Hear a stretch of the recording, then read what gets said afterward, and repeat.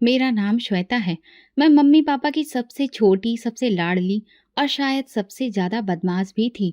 सब कहते थे कि मैं घर में नहीं किसी महल में पैदा हुई हूँ। भाइयों की आंख का तारा, माँ का सुकून और पापा का गुरूर। लेकिन ये सब सुनकर मुझे कभी भी घमंड नहीं हुआ। मैं हमेशा शुक्रगुजार रही, अपनी पढ़ाई में व्यस्त, साधारण मिजाज और नरम दिल। मेरे बचपन की हर याद में खुशबू बसी है। सुबह स्कूल, दोपहर में माँ के साथ किचन में खाने की बातें और शाम को छत पर चाय के साथ हंसी मजाक। मेरे पापा अक्सर कहते थे, श्वेता तुम मेरे ख्वाब हो। और मैं हंसकर कहती, पापा मैं ख्वाब नहीं हकीकत हूँ। सब हंसते, लेकिन उनकी आंखों की नमी में एक अजीब सा डर भी झलकता था, जैसे वो वक्त को रोक लेना चाहते हो। ग्रेजुएशन पूरा होते ही रिश्तों की कतार लगने लगी। मैं चुपचाप हर बात सुनती, हर रिश्ता ध्यान से देखती, क्योंकि मैं सिर्फ एक अच्छे पति नहीं, एक अच्छे परिवार की भी चाहत रखती थी। फिर एक दिन माँ ने तस्वीर दिखाई। दुबई में बिजनेस करने वाला लड़का है, अकेला भाई, माँ और दो बहनें। सबने कहा नसीब वाला है जो इतनी छोटी उम्र में इतनी तरक्की कर ली। मेरी सहेलियां बोली, श्वेता किस्मत है तुम्हारी, बस दुबई की सैर करना मत भूलना। लेकिन मैं खामोश थी।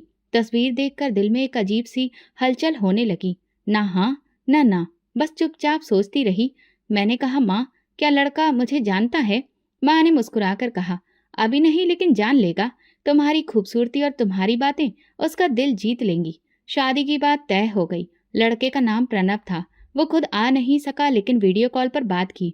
उसकी आवाज में विश्वास था, चेहरे पर नरमी। उसने कहा, मेरी माँ ने आपको पसंद किया है तो बस मेरे लिए भी यही काफी है। मैं हल्की मुस्कुराहट के साथ सर झुका लिया। शायद उसकी वो बात मेरे लिए किस्मत की लकीर बन गई थी। शादी की तैयारियां धूमधाम से हुई। सहेलियों ने कहा, श्वेता तुम तो दुल्हन नहीं कोई परी लग रही हो। इतना कुछ नया होने वाला था, लेकिन मैं अंदर से घबरा रही थी। नया घर, नई रस्में, नए रिश्ते। पापा ने विदाई के वक्त मेरा हाथ पकड़ा और धीरे से कहा, बेटी तुम रोशनी हो, जहां भी जाओगी उजाला ही करोगी, बस खुद को मत खोना। शादी के बाद सब कुछ नए अंदाज में शुरू हुआ। रस्में जैसे तैसे खत्म हुई तो असली जिंदगी की परतें खुलने लगीं। सुबह की चाय से रात के बर्तन तक सब कुछ जैसे मेरे ही जिम्मे था। माँ कहती थी, शुरू शुरू में काम ही औरतों को घर में जगह दिलवाता है। शायद इसीलिए मैं बिना कुछ कहे सब कुछ चुपचाप करती गई। न थकान की शिकायत, न कोई शिकवा शिकायत, बस यही इच्छा कि सबका दिल जीत लूं। सुबह 5 बजे उठकर नाश्ता तैयार करती। सास को कम मीठी चाय पसंद थी, नंदों को बिना दूध वाली, और खुद प्रणम को चाय के बिना नाश्ता अधूरा लगता था। मैं सबके शौक का ख्याल रखती, मगर फिर भी अक्सर सुनने को मिलता, चाय कुछ अच्छी नहीं बनी, पराठे ज्यादा ही कड़क बने थे। एक दिन छोटी ननद सोनिया ने कहा, श्वेता अगर घर के काम आते नहीं थे तो सीख ही लेती। तुम्हारी माँ ने कुछ सिखाया नहीं क्या? मैं मुस्कुरा दी, सीखने में देर नहीं लगती है। सास मेरी खामोशी पर कुछ नहीं बोलती थी, बस एक नजर देखती और किचन से बाहर चली जाती। दोपहर में झाड़ू पोछा, कपड़े, बर्तन सब मेरी ड्यूटी थी। नंदे अक्सर अपने कमरों में फोन पर व्यस्त रहती। फिर मैंने जाना कि उनका व्यस्त होना अक्सर अपनी माँ से बातों में व्यस्त होना होता था। माँ, श्वेता ने आज ये कहा, श्वेता ने आज ये काम नहीं किया। सास की अक्सर रात को फोन पर बात करते हुए आवाज सुनाई देती। एक दिन मैंने उन्हें कहते सुना, हाँ बेटा तुम ठीक कह रही हो, उसके तेवर दिन ब दिन बदल रहे हैं। पहले तो मुझे अपने कानों पर यकीन नहीं हुआ, लेकिन जब उनकी बातों में तीखापन आ गया तब मुझे समझ आया कि वो अपनी माँ को मेरे खिलाफ भड़का रही हैं। कभी सोनिया कहती, मैंने देखा आपने, ये श्वेता दिन में 2-2 बार फोन पर हंस हंस कर बातें करती है। भला ये किससे बातें करती है? सास जवाब देती, अब तो बस तुम दोनों ही हो जो मुझे सच दिखा रही हो, वरना मैं तो अंधी हो गई थी। मैं अंदर से धीरे धीरे टूट रही थी। प्रणव की रवानगी का दिन आया तो सारा घर एक अलग ही माहौल में डूबा हुआ था। सास खामोश थी, नंदे अपने कमरों में व्यस्त, और मैं अपने दिल की हलचल संभालने की कोशिश कर रही थी। प्रणव ने सामान पैक करते वक्त कहा, बस 3 महीने की ही बात है, बिजनेस में कुछ जरूरी काम है, तुमसे दूर रहना मेरे लिए भी आसान नहीं होगा। मैंने सिर हिलाया, जैसे समझती हूँ, हालांकि अंदर से कुछ खाली सा महसूस हो रहा था। एयरपोर्ट पर जाते हुए वो बार बार मुझे हिदायतें दे रहा, अकाउंट में पैसे डाल दिए हैं, तुम्हें कुछ भी चाहिए हो तो तुरंत मैसेज करना, माँ का ख्याल रखना, वो दिल की मरीज हैं, और हाँ, खुद को नजरअंदाज मत करना। मैं सिर्फ मुस्कुरा रही थी। दिल में बहुत कुछ था, लेकिन जुबान खामोश थी। प्रणव के जाने के बाद घर का सुकून वैसा ही रहा जैसा वे चाहते थे, लेकिन मेरे लिए दिन बहुत बदल गए थे। सुबह आंख खुलते ही कमरे की खामोशी मुझे अपनी आगोश में ले लेती थी। प्रणव की मौजूदगी में जो हल्की सी चहल पहल रहती थी, वो अब किसी हवा के झोंके की तरह गायब हो चुकी थी। सास अभी किचन के मामलों में ज्यादा दखल अंदाजी करती थी। अब प्रणव नहीं है तो जो मैं कहूंगी बस वही होगा, ये जुमला अक्सर सुनने को मिलता था। पैसे वक्त पर आते रहे, जितना मांगती अकाउंट में मिल जाता। मैं किचन में नई कटलरी मंगवाती, बेडरूम में अच्छे पर्दे लगवाती, सहेलियों के साथ जाकर अच्छे ब्रांड के कपड़े खरीद लाती।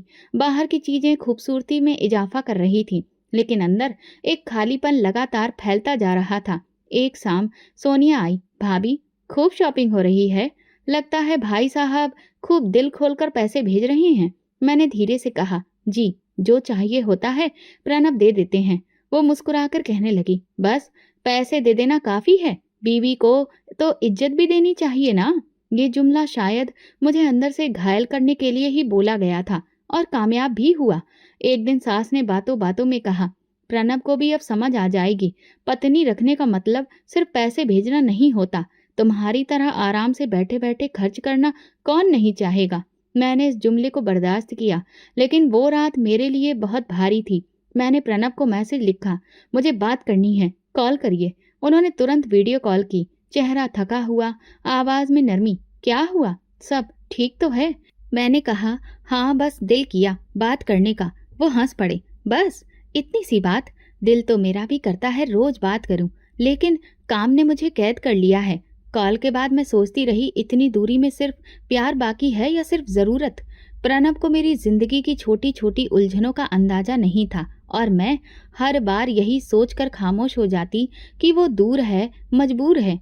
कभी कभार मैं अपनी सहेलियों से बात करती तो वो कहती, कितनी खुशकिस्मत हो, पति बाहर है, पैसे आ रहे हैं, आजादी भी है। मैं सिर्फ इस बात पर सिर हिला देती। किसी को क्या बताती कि आजादी सिर्फ बाजार में घूमने की नहीं होती, इज्जत की, अपनेपन की भी होती है। घर के काम में लगे रहने से दिल बहलता था, मगर एक रोज सास ने अचानक कहा, श्वेता, तुम्हारे हाथ की बनी दाल आज बहुत पतली थी। प्रणव के होते हुए तुम कभी भी ऐसी दाल नहीं बनाती थी। मैंने सिर्फ इतना कहा, माफ कीजिएगा, आगे से मैं ध्यान रखूंगी। रात को मैंने प्रणव को कॉल किया, प्रणव, क्या कभी ऐसा हो सकता है कि तुम हमेशा के लिए यहीं आ जाओ?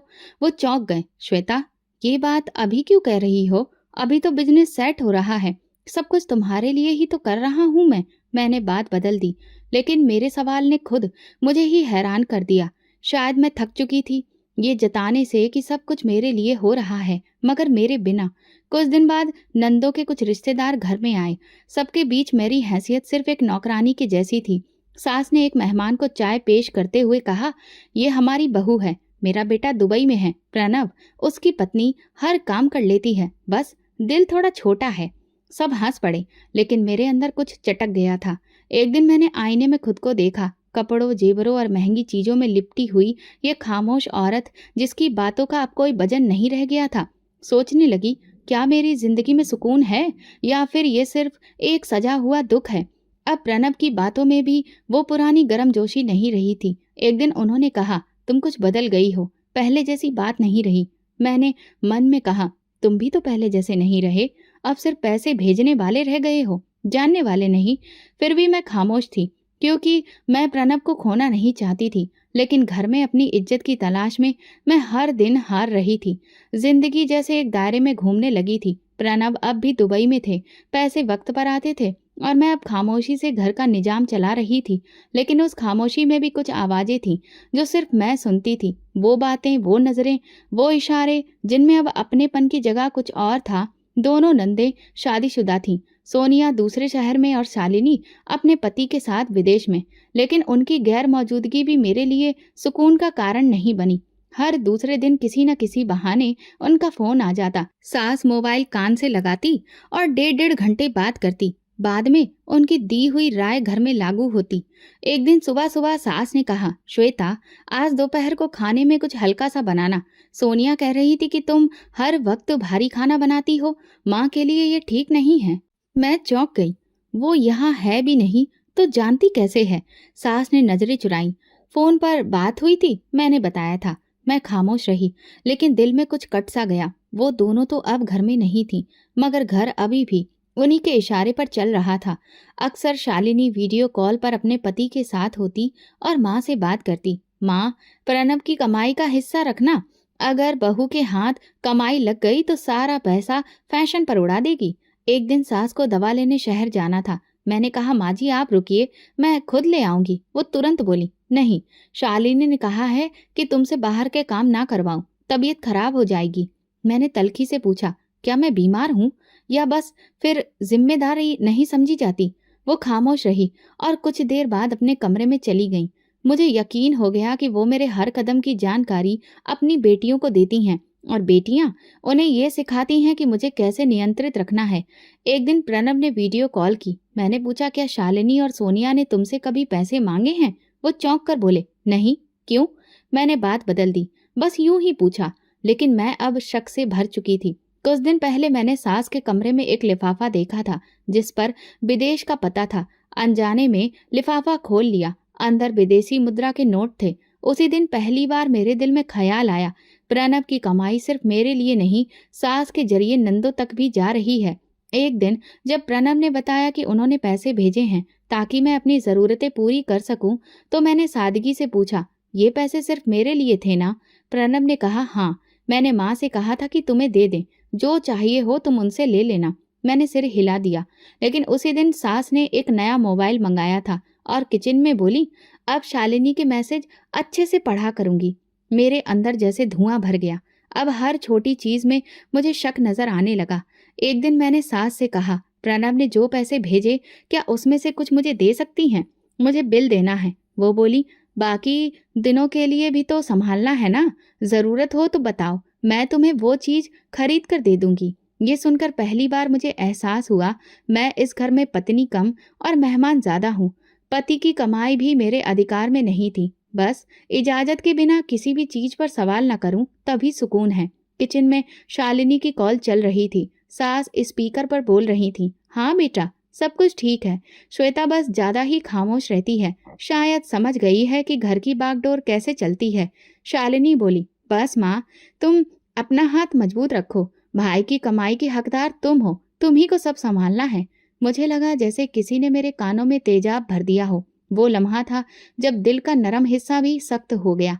अब मैं सिर्फ सह नहीं रही थी, बल्कि अपने अधिकार के लिए तैयार हो रही थी।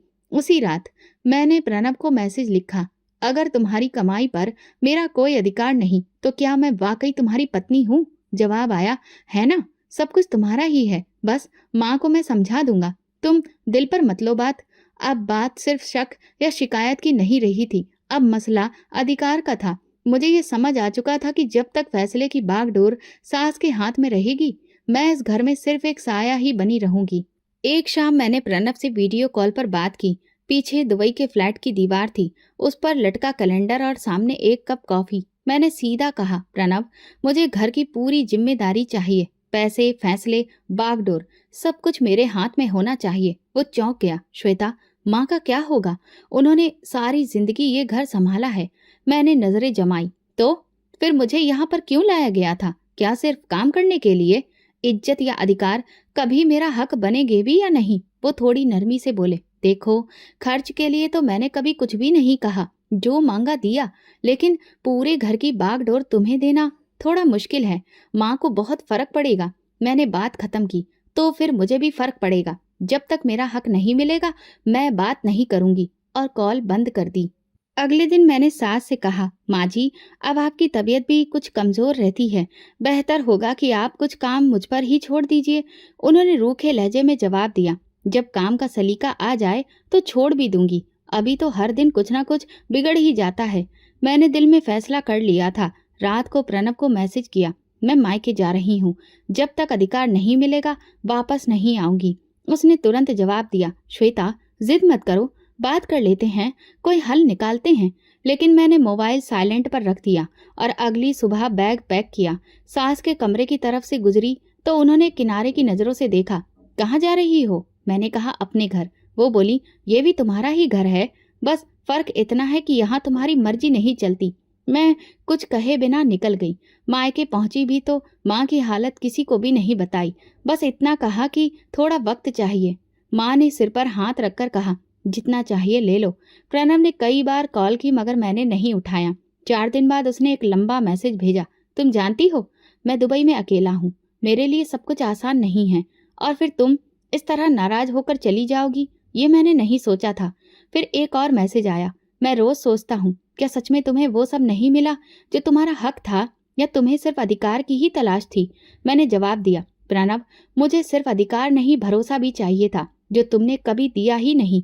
उसी रात देर तक सोचती रही, क्या मैं वाकई हद से ज्यादा बढ़ गई हूँ, या फिर वो हद सिर्फ मेरे लिए ही रखी गई थी जिससे आगे जाना मेरी हिम्मत थी।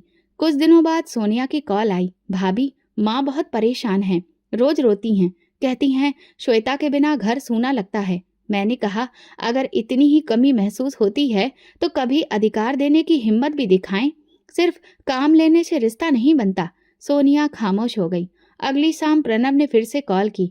इस बार मैंने उठा लिया। वो धीरे से बोला, अगर मैं माँ से बात करूं और वो मान जाएं तो क्या तुम वापस आ जाओगी? मैंने कहा, बात सिर्फ मानने की नहीं, अधिकार की है, फैसला तुम्हें करना है। 2 दिन बाद एक गाड़ी मायके के दरवाजे पर आकर रुकी। दरवाजा खुला तो सामने सास थी। उनके हाथ में प्रणव की चिट्ठी थी। ये प्रणव ने तुम्हारे लिए भेजी है, कहता है अगर तुम मान जाओ तो श्वेता को ले आओ। और मैं मान गई हूँ। मैं हैरानी से देखने लगी। मैंने पूछा, आप मान गई? वो बोली, उम्र हो गई है अब, न हिम्मत है न शिकायत। अगर तुम चाहती हो कि घर तुम्हारे हाथ में हो तो संभालो। बस एक बात याद रखना, जो अधिकार मांग रही हो वो सिर्फ अधिकार नहीं, एक बोझ भी होता है। मैंने वापसी का बैग तो बांध लिया, लेकिन दिल में अब भी अजीब सी उलझन थी। गाड़ी में खामोशी थी, रास्ते बदलते जा रहे थे और मेरे ख्याल भी। घर का दरवाजा खुला तो माहौल कुछ बदला बदला सा लगा। सास ने दरवाजा मेरे लिए खोला था और मैं एक ऐसी हैसियत से घर में दाखिल हुई थी जो मुझे पहले कभी भी नहीं मिली थी। अब किचन, फ्रिज, अलमारियां, सब कुछ मेरे फैसलों पर था। यहाँ तक कि नौकरानी को दी जाने वाली हिदायतें भी मैं ही देती थी। प्रणव ने अगली कॉल पर कहा, माँ ने तुम्हें सब कुछ सौंप दिया है, अब तुम्हारी मर्जी चलेगी, खुश हो? मैंने हल्के से मुस्कुराकर कहा, खुशी धीरे धीरे महसूस होगी, अभी तो आदत हो रही है। पहले दिन ही मैंने घर की तस्वीर बदलवा दी, नए पर्दे लगवाए, टीवी लॉन्ज में नई लाइट लगवाई। नौकरानी को कहा, अब हर रोज सब कुछ साफ हो, हर चीज अपनी जगह पर होनी चाहिए। सास अब अपने कमरे तक ही सीमित हो चुकी थी। वो मुझे कुछ नहीं कहती थी, सिर्फ इतना बोलती थी, चाय पीनी है, और मैं कभी हाँ तो कभी ना में जवाब दे देती थी। 2 हफ्ते मैंने सिर्फ घर को नए सांचे में ढालने में बिता दिए। पति को हर चीज की तस्वीर भेजती। वो हंसते हुए कहता, अरे वाह, तुमने तो घर को होटल बना दिया है। मैंने पहली बार जब बाजार जाकर अपनी पसंद से शॉपिंग की, सिर्फ जरूरत के लिए नहीं, अब शौक के लिए भी। महंगे ब्रांड के नए जूते, महंगा परफ्यूम, और ये सब मैंने पहली बार बिना इजाजत के खरीदा था। कुछ दिन बाद 2 पुरानी सहेलियां घर आईं। मैंने उनके लिए शानदार खाने का इंतजाम किया, महंगे डिनर सेट पर खाना लगवाया। एक ने कहा, श्वेता तुम तो बदल गई हो, ये सब कब से? मैंने सर उठाकर कहा, जब से बागडोर मेरे हाथ में आई है। फिर पार्टियों का सिलसिला शुरू हुआ, कभी कैफे में, कभी घर पर डिनर। प्रणव को हर चीज की खबर रहती और वो सिर्फ कहता, तुम खुश हो तो मैं निश्चिंत हूँ। एक शाम सास के कमरे के बाहर से गुजरते हुए उनकी खांसी सुनाई दी। मैं कुछ देर रुकी, फिर आगे बढ़ गई। उनके लिए किचन में खाना बनता था, मगर अब मैं खुद हाथ भी नहीं लगाती थी। नौकरानी को कह देती थी, माँ का खाना उनके कमरे में ही दे देना। एक दिन सास ने धीरे से कहा, श्वेता बीपी की दवा मेरी खत्म हो गई है, लेती आना। मैंने हाँ कहा, मगर अगले दिन शॉपिंग में इतनी व्यस्त रही कि भूल गई। रात को जब कमरे में दाखिल हुई तो वो सो रही थी। मैंने खामोशी से मोबाइल पर तस्वीरें अपलोड की, नई जूती, नया हैंडबैग और कैप्शन, जीती जागती जिंदगी। प्रणव को हर बार एक नई फरमाइश भेजती, वो ड्रेस, वो घड़ी, वो वॉलपेपर, वो फ्लोर लैंप, और वो बस कहता, ले लो, बस खुश रहो। अब घर की पुरानी खामोशी, नरम बातचीत और सलीके की कोई परवाह नहीं रह गई थी। सास अक्सर कमरे से बाहर आकर कुछ कहना चाहती थी, मगर मेरे तेवर देखकर लौट जाती। एक दिन मैंने कहा, माँ जी अब आप तो आराम करिए, ये सब मेरी जिम्मेदारी है, आपको कुछ भी पूछने की जरूरत नहीं है। उन्होंने कुछ लम्हे मुझे देखा, फिर कहा, ठीक है, मैं तो पहले ही आज़ाद हो चुकी हूँ। शायद वो जुमला उनकी तरफ से था, लेकिन मेरे लिए एक संकेत था कि अब कुछ भी उनसे वापस नहीं लिया जाएगा। दोपहर को मैं ब्यूटी पार्लर से फेशियल करवा कर लौटी तो प्रणव की वीडियो कॉल आई। वो मुस्कुरा रहा था। तुम अब बिल्कुल अलग लगती हो। मैंने कहा, यही तो चाहिए था ना तुम्हें, एक ऐसी पत्नी जो दुनिया के हिसाब से चले। वो कुछ पल खामोश रहा, फिर बोला, बस अपना ख्याल रखो। अब मैं वो श्वेता नहीं रही थी जिसे किसी से इजाजत लेनी पड़ती थी। मैं अपनी मर्जी की जिंदगी जीने लगी थी।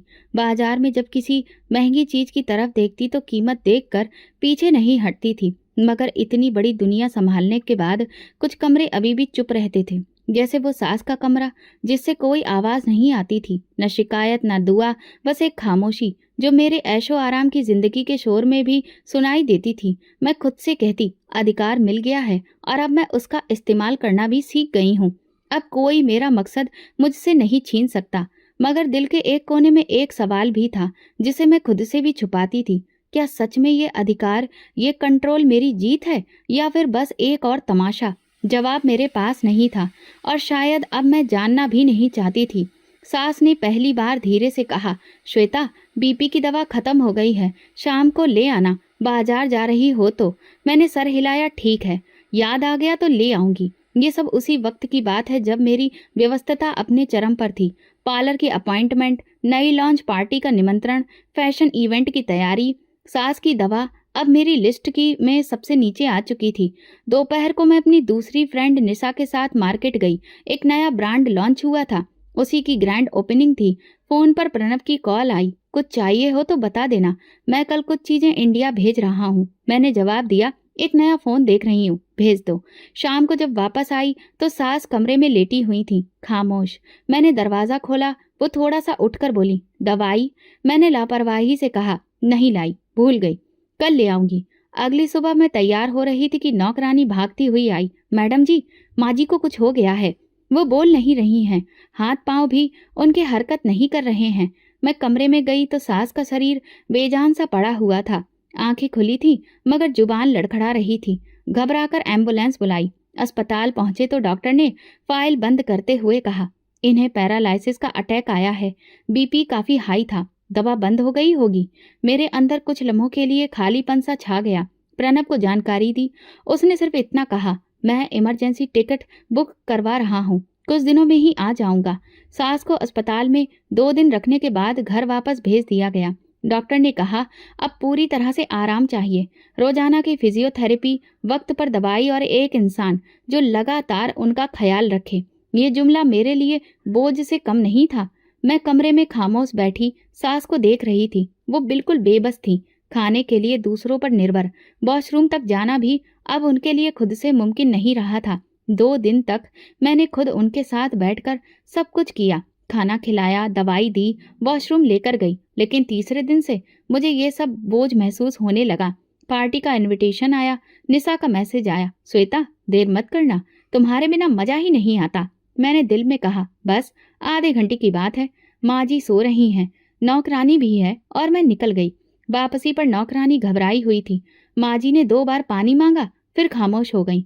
कमरे में गई तो सास बेबस सी छत की तरफ देख रही थी। पास जाकर कान में पूछा, कुछ चाहिए? उनकी जुबान हल्की सी भी नहीं हिली। मैंने उन्हें थोड़ा सा पानी पिलाया, मगर उनकी आंखों में जो बेबसी थी वो मुझे दिखाई नहीं देती थी। अगले दिन फिजियोथेरेपिस्ट आया। मैंने पूछा, रोज आना है क्या? खर्चा काफी है। वो कहने लगा, अगर रोजाना नहीं करवाया तो शरीर और भी ज्यादा अकड़ जाएगा। ये उम्र और हालात दोनों ही गंभीर हैं। मैंने एक बार फिर दिल में हिसाब किताब किया।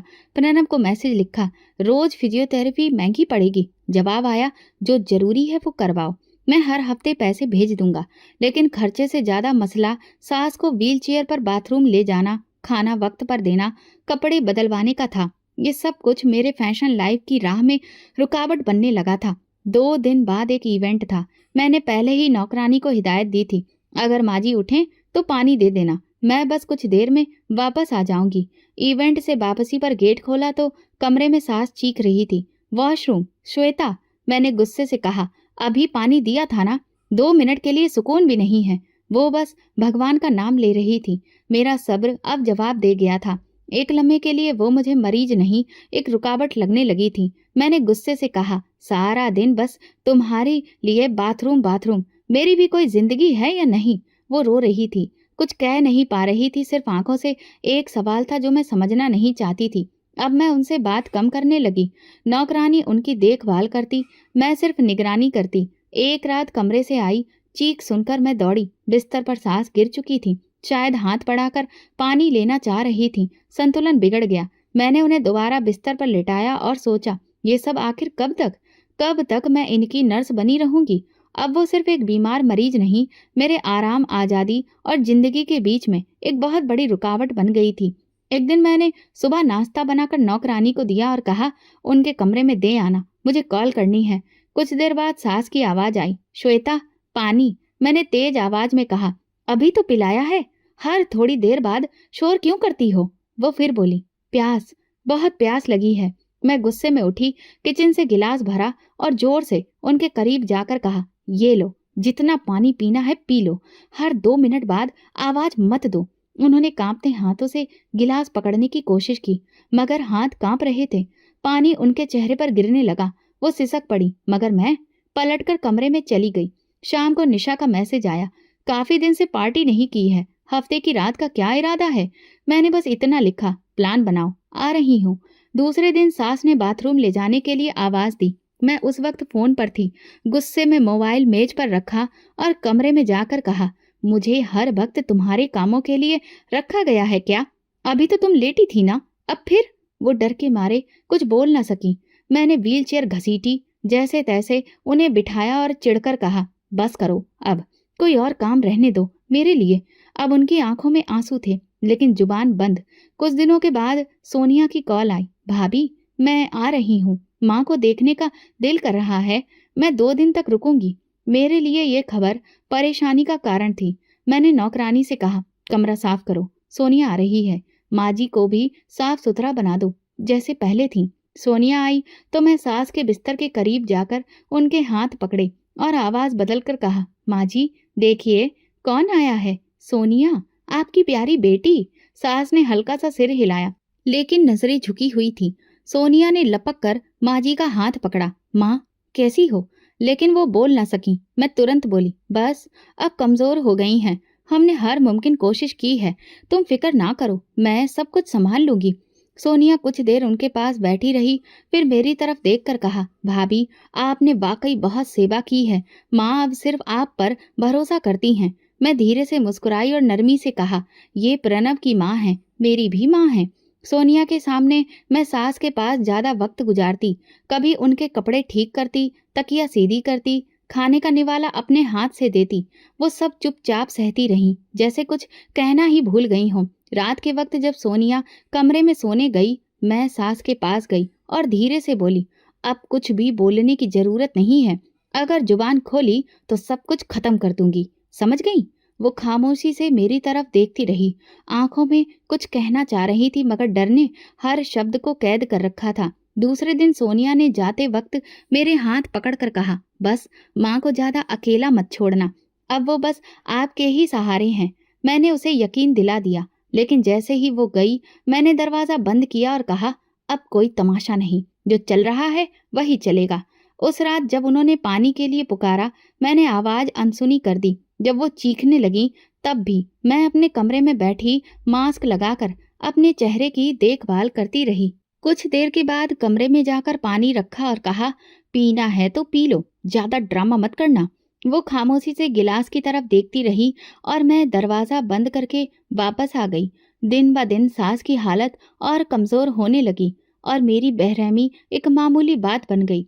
वो अक्सर दरवाजे की तरफ देखती, जैसे कोई आएगा और उन्हें वहां से ले जाएगा। दूसरी ननद शालिनी जो विदेश में रहती थी, पिछले 2 हफ्तों से लगातार कॉल कर रही थी। सास के नंबर पर भी कॉल करती थी, लेकिन वो फोन अब ज्यादातर मेरे पास ही रहता था। अगर सास किसी बच्चे से बात करती तो मैं हमेशा उनके सामने खड़ी रहती। अब की बार जब भी कॉल आती तो मैं बस हर बार एक ही बात दोहराती, माँ जी सो रही हैं, बाद में बात करवा दूंगी। शालिनी एक दिन उलझ कर बोली, भाभी रोज ही सोती हैं क्या? क्या वो वाकई में ठीक हैं? मैंने कहा, उम्र हो गई है, थकान भी जल्दी हो जाती है। वैसे भी डॉक्टर ने कहा है कि ज्यादा बात ना करवाएं, ब्लड प्रेशर ऊपर नीचे हो जाता है। फोन बंद करते वक्त मैंने मोबाइल में शालिनी का नाम साइलेंट लिस्ट में डाल दिया। अब जब वो कॉल करती तो मुझे कोई भी नोटिफिकेशन नहीं आता। सब कुछ सुकून सा लगने लगा था, लेकिन ये सुकून कुछ और तूफानों का संदेश दे रहा था। सास की हालत दिन ब दिन गिरती जा रही थी। वो जो पहले कम से कम आवाज में नरमी रखती थी, अब लगातार एक अजीब तरीके से चीखने चिल्लाने की आदत में बदल चुकी थी। रात को जैसे ही कमरे की लाइट बंद करती, वो आवाज देती, श्वेता पानी, श्वेता बाथरूम। पहले तो मैं जवाब देती, फिर गुस्सा आता और मैं उनकी आवाज अनसुनी करके करवट लेकर लेट जाती। नौकरानी अगर जाकर पानी दे देती तो वो उसका हाथ पकड़कर कहती, मेरी बेटियों को बुला दो।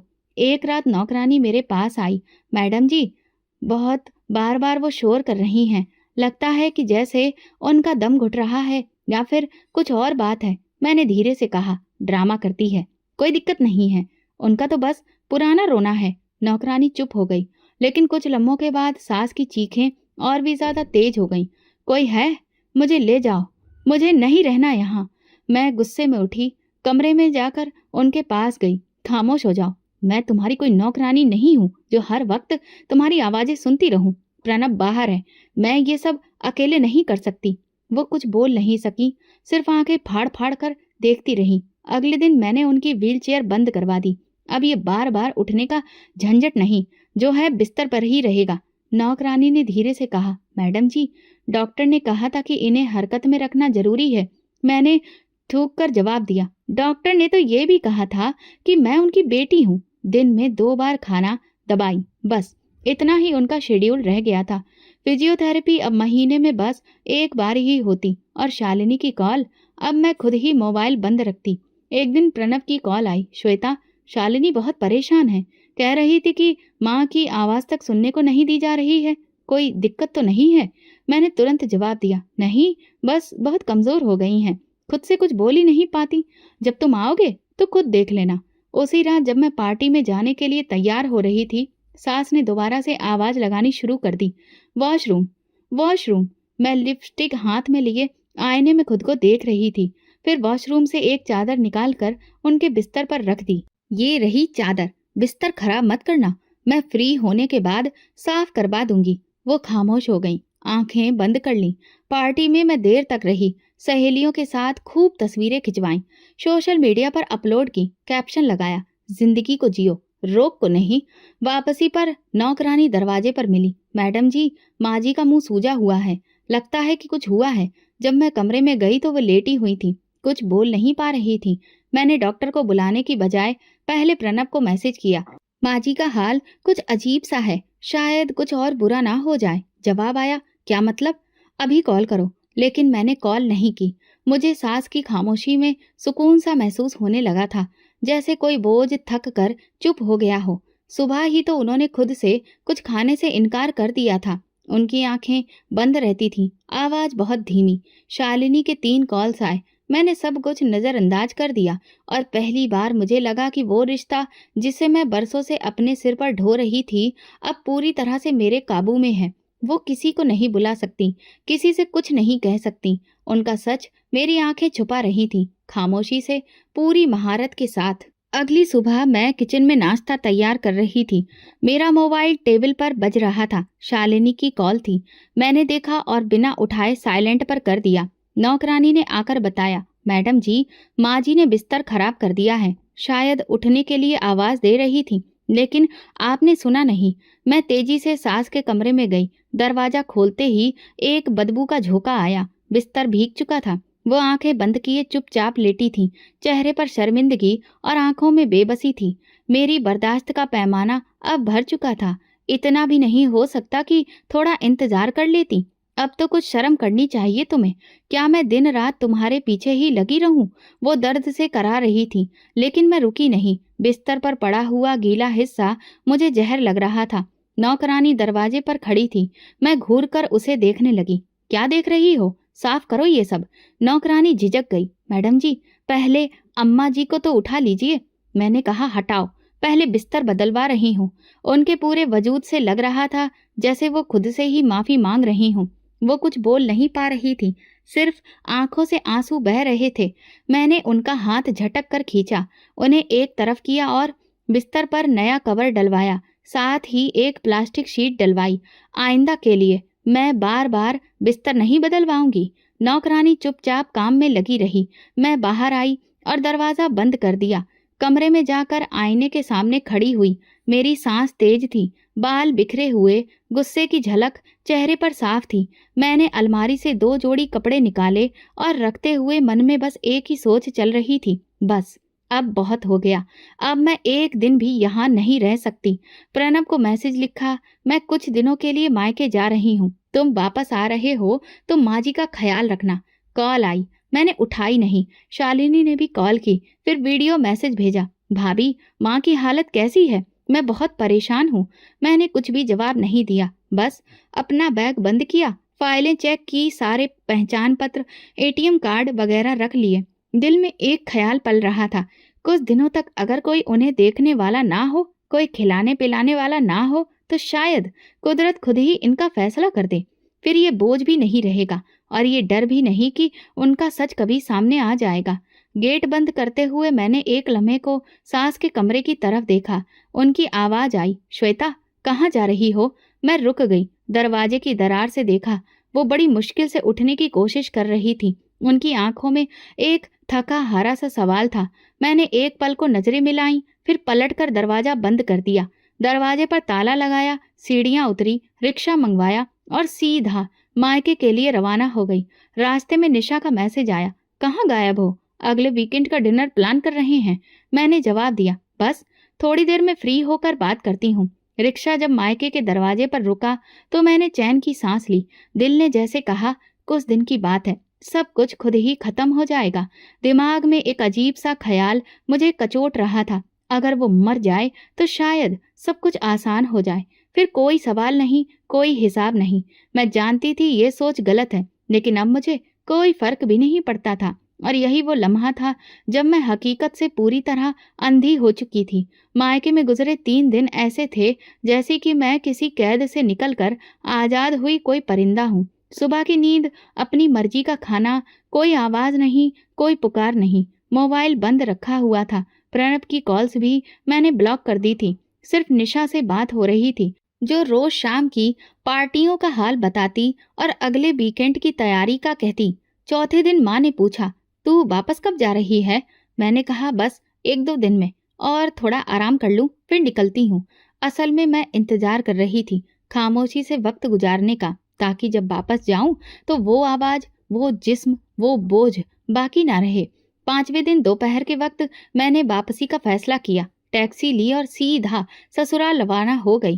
रास्ते में दिल में एक अजीब सा सुकून था, जैसे किसी बड़े बोझ से निजात पाने का वक्त करीब आ चुका हो। घर के सामने पहुंची तो दरवाजा कुछ अजीब सा लग रहा था। मैंने आगे बढ़कर ताला खोलना चाहा, लेकिन देखा कि ताला तो वहां था ही नहीं।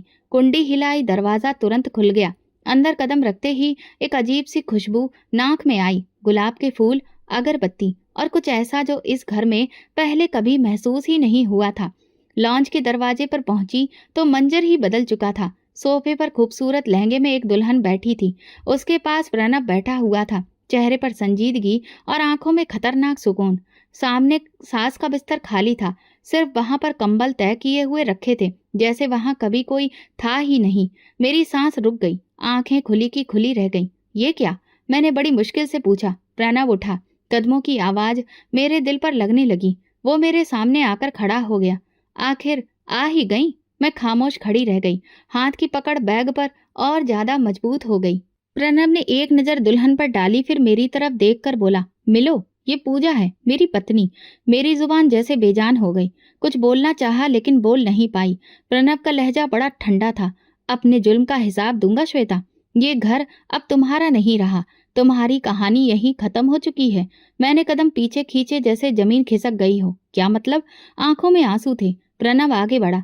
उसकी आंखों में वो तलखी थी जो बरसों का हिसाब मांग रही थी। जब मुझे फोन आया कि मेरी माँ भूखी प्यासी बिस्तर पर पड़ी है और मेरी बीवी मायके जाकर मजे कर रही है, तो मैंने फौरन वापसी का टिकट लिया। वापस पहुंचा और अपनी माँ को उस हालत में देखा जिसे मैं शब्दों में बयान नहीं कर सकता।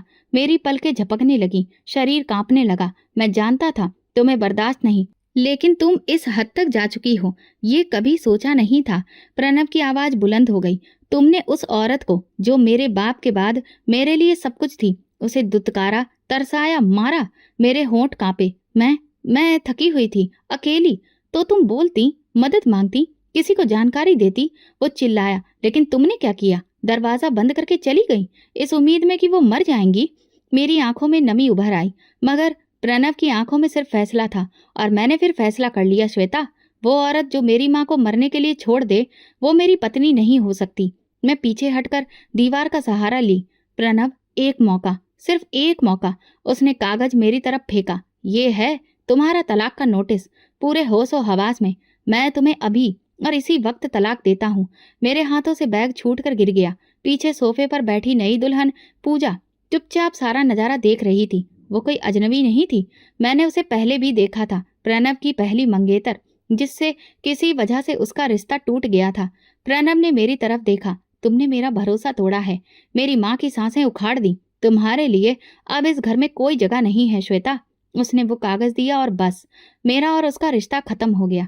मेरे कदमों के नीचे की जमीन वाकई में खिसक चुकी थी, और पहली बार मुझे ये समझ आया कि जो अंजाम मैं दूसरों के लिए सोच रही थी, असल में वो मेरे लिए लिखा जा चुका था। जब मैं घर से निकली तो दरवाजा धम्म से मेरे पीछे बंद हुआ। अचानक से सब कुछ सुनाई देना बंद हो गया था। न बाहर की आवाज, न अंदर की, सिर्फ अपने कदमों की आवाज सुनाई दे रही थी, जो मुझे कहीं भी नहीं ले जा रही थी। गली सुनसान थी। दोपहर का वक्त था, धूप तेज थी। वहां सिर्फ मेरे लिए मेरा साया ही बचा था, वो साया जिसे मैं खुद पैदा कर चुकी थी और जो अब मेरे साथ जुड़ चुका था। रिक्शा लिया, मायके पहुंची। माँ ने दरवाजा खोला, मेरा चेहरा देखा और एक लम्हा खामोश रही। क्या हो गया, श्वेता? उन्होंने सवाल नहीं किया, बस एक थका हुआ जुमला कहा। मैं बिना कुछ कहे अंदर चली गई, बैग जमीन पर रखा और सोफे पर बैठ गई। कुछ बोलने की हिम्मत नहीं थी, और जो बोलना था वो शब्दों में समा नहीं पा रहा था। कुछ देर बाद भाई आया। आंखों में सवाल थे, लेकिन जुबान पर खंजर रखे थे। तलाक हो गया? मैंने धीरे से सिर हिलाया। और वो माँ जिसे तुमने बिस्तर पर छोड़ा था? मेरी खामोशी ही जवाब थी। घर में अब वो जगह नहीं रही थी जो कभी मेरी थी। माँ का चेहरा खामोश मगर ठंडा था। भाई मुझसे नजर नहीं मिला रहा था। भाभी रोजाना नाश्ता चुपचाप मेरे कमरे के बाहर रख जाती थी और वापस पलट जाती थी, जैसे कि मैं अब एक बोझ बन चुकी थी, जिसे किसी ने मजबूरी में कबूल तो किया मगर अपनाया नहीं। एक हफ्ता गुजर चुका था। प्रणव का भेजा हुआ तलाकनामा कानूनी शक्ल ले चुका था। किसी ने उसे रोकने की कोशिश नहीं की। सोनिया और शालिनी ने भी एक बार मैसेज करके लिखा, जो किया वो तुम्हारे ही हाथों बोया था। अब शिकायत नहीं, सिर्फ खामोशी है। मैं दिन भर कमरे में बंद रहती, मोबाइल पर वो तस्वीरें देखती जो मैंने कभी खुशी में अपलोड की थी। महंगी ड्रेसेस, पार्टी की रोशनी, फैशनेबल जूते, कैफे की सेल्फियां, और अब एक खामोश कमरा, बंद दरवाजा और आंखों में लगातार पछतावा। माँ ने एक दिन आकर कहा, क्या सोचा है तुमने? कब तक इस तरह से यूं ही बैठी रहोगी? मैंने कहा, माँ, मेरे बारे में हर किसी का नजरिया अब बदल चुका है। उन्होंने ठंडे लहजे में जवाब दिया, जो लोग अपनी हैसियत खुद खत्म करते हैं, उनके लिए किसी के दिल में जगह नहीं बचती। उसी दिन मुझे महसूस हुआ कि सजा सिर्फ अदालत से नहीं मिलती।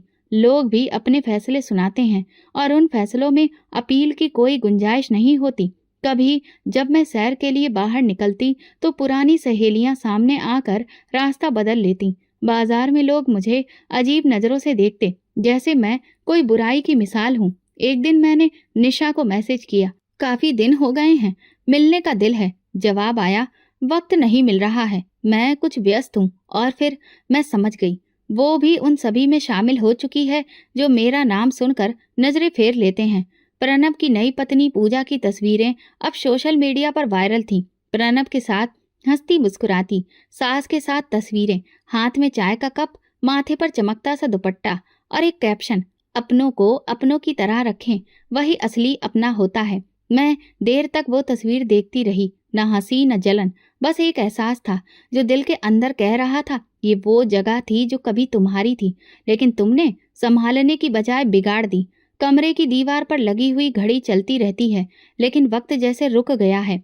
आज मैं अपनी कहानी खुद सुनती हूँ, उन शब्दों में जो किसी को चुभे नहीं लेकिन सच्चाई को छुपा भी ना सके। मैं वो लड़की थी जो लाडली थी, मोहब्बत में पली, पढ़ी लिखी, समझदार, संजीदा। लेकिन जिंदगी ने जब मुझे अधिकार दिया तो मैंने इसका इस्तेमाल मोहब्बत के लिए नहीं, अपने घमंड को पूरा करने के लिए किया। जब सेवा करने का वक्त आया तो मैंने उसे बोझ समझा। जब मौका मिला तो मैंने सब्र की जगह गुस्से को चुना। और जब सब कुछ मेरे हाथ से निकल गया तब जाना कि जो खो दिया वो कभी वापस नहीं आता। आज मैं मायके के कमरे में बंद हूँ, ना कोई पूछता है ना कोई सुनता है, सिर्फ दीवारें हैं और मेरी अपनी आवाजें। और जब मैं खुद को आईने में देखती हूँ तो सिर्फ एक बात सुनाई देती है, शायद वाकई मैं वो थी जो रिश्तों में अधिकार पाने पर अपनी इंसानियत भी भूल जाए।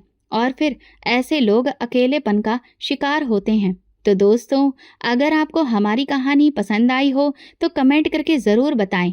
वीडियो को लाइक करें और ज़्यादा से ज़्यादा शेयर करें। अगर आप चैनल पर नए हैं तो सब्सक्राइब जरूर करें और नोटिफिकेशन बेल दबाएं ताकि अगली अपडेट सबसे पहले आपको मिले। धन्यवाद।